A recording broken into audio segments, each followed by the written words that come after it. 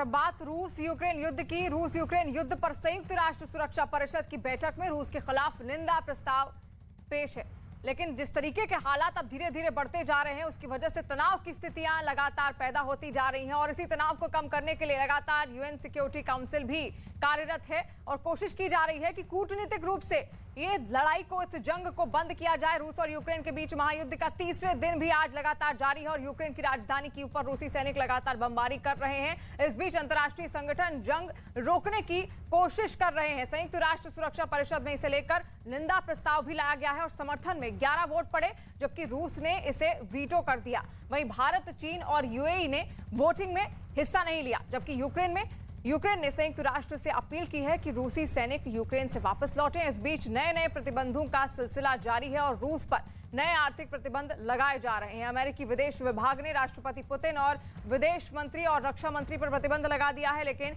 इन सब के बीच अमेरिका के अगले कदम का सबको इंतजार है। हालांकि सुरक्षा परिषद में शांति प्रस्ताव गिरने के बाद रूस के खिलाफ महासभा में निंदा प्रस्ताव लाया जाएगा। अमेरिकी और सहयोगी देश मिलकर निंदा प्रस्ताव लाएंगे।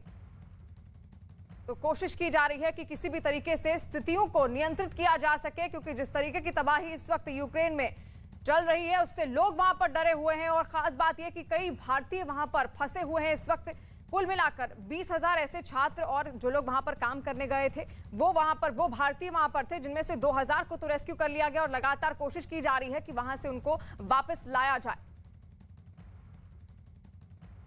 और इस वक्त की बड़ी खबर आपको बता दें, अमेरिका ने रूस के राष्ट्रपति व्लादिमीर पुतिन, विदेश मंत्री, रक्षा मंत्री और रूस की सेना के चीफ पर प्रतिबंध लगा दिया है और अब तक रूसी सुरक्षा परिषद के 11 लोगों पर प्रतिबंध लगाया जा चुका है।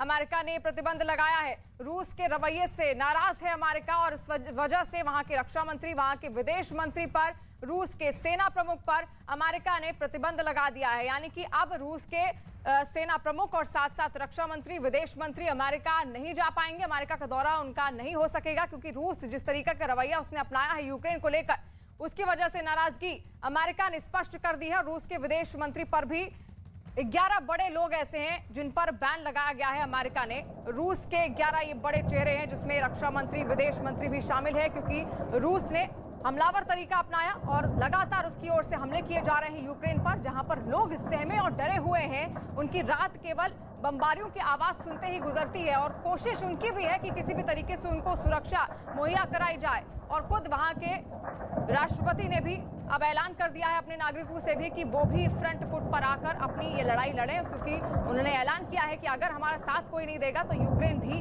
अकेला इस जंग में हिस्सा लेगा। लेकिन रूस लगातार कोशिश कर रहा है। इससे पहले भी कई तरीके की उसने डराने की कोशिश की थी, जिसकी वजह से अमेरिका ने अब रूस के 11 बड़े लोगों पर बैन लगा दिया है, जिसमें उसके रक्षा मंत्री, विदेश मंत्री के साथ साथ उसके सेना प्रमुख भी शामिल है। अमेरिका ने ये प्रतिबंध लगाया है। रूस के रक्षा मंत्री पर भी प्रतिबंध लगा है।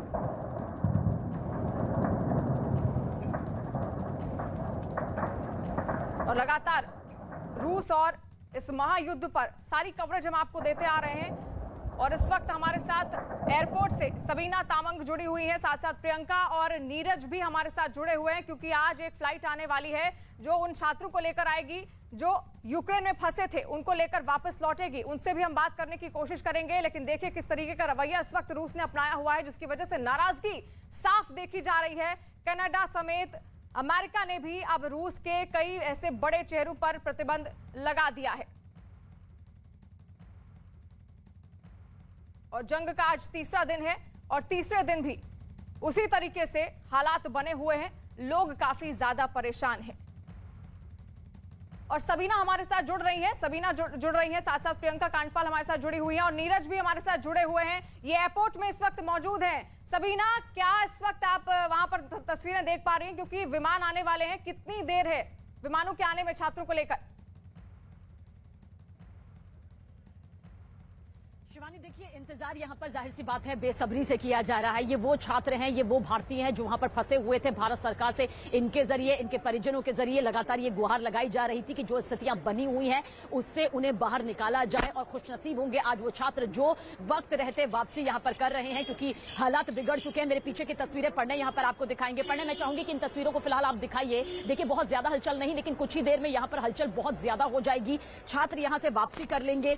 दिल्ली और मुंबई में जो फ्लाइट आने वाली है, परिजन उसका इंतजार यहां पर करते हुए नजर आ रहे हैं। और खासतौर से ऐसे वक्त में जब यूक्रेन में भारतीय दूतावास की तरफ से भारतीयों के लिए नई एडवाइजरी जारी कर दी है, क्योंकि इन तस्वीरों के साथ में इन डिटेल्स को समझना जरूरी हो जाता है कि यूक्रेन के पूर्वी हिस्से में फंसे भारतीयों को अगले निर्देश तक अपने मौजूदा ठिकाने पर ही रहने के लिए कहा गया है। ये सख्त हिदायत दी गई है। उनकी सुरक्षा के मद्देनजर यह फैसला लिया गया है कि बिना अधिकारियों के कोऑर्डिनेशन के बॉर्डर पर नहीं जाने की सलाह है। इस तस्वीर के जरिए आप समझिए इंतजार यहां पर किया जा रहा है। वतन वापसी आज उन भारतीय छात्रों की होने वाली है जो वहां पर फंसे हुए हैं, क्योंकि जब सबीना, यानी कि तमाम जो परिजन है वो वहां पर इकट्ठा हो रहे हैं, क्योंकि चिंता उनकी भी बढ़ी हुई है और बेसब्री से अपने बच्चों का, जो छात्र वहां पर पढ़ने गए थे यूक्रेन में, उनका बेसब्री से उनके द्वारा इंतजार किया जा रहा है। लेकिन इस वक्त की जो बड़ी खबर है वो है सैटेलाइट की तस्वीरें सामने आई है, वो हम आपको दिखाएंगे। यूक्रेन से भाग रहे लोग, सैटेलाइट तस्वीरों में लंबी लंबी लाइनें, जो रोमानिया जाना चाहते हैं, यूक्रेन से ये लोग भाग रहे हैं। इनकी सैटेलाइट तस्वीरें अब निकलकर सामने आई हैं और सैटेलाइट तस्वीरों में लंबी लंबी कतारें, लंबी लंबी लाइनें देखने को मिली हैं। और ये जो लोग हैं जिनकी कतारें हैं वो रोमानिया जाना चाहते हैं। तस्वीरें भी हम आपको दिखा रहे हैं। देखिए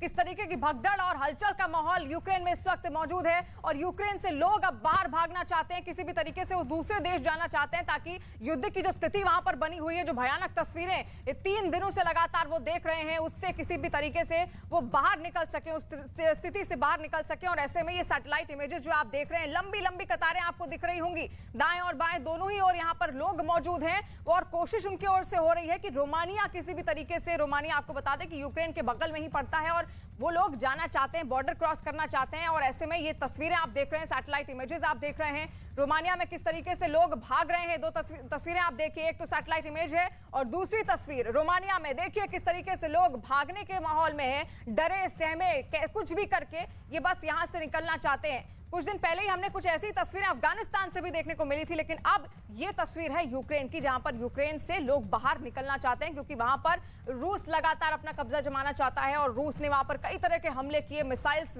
दागे, और ऐसे में लोग वहां पर अब डरे हुए हैं। उनकी जान का खतरा उनके ऊपर लगातार बना हुआ है।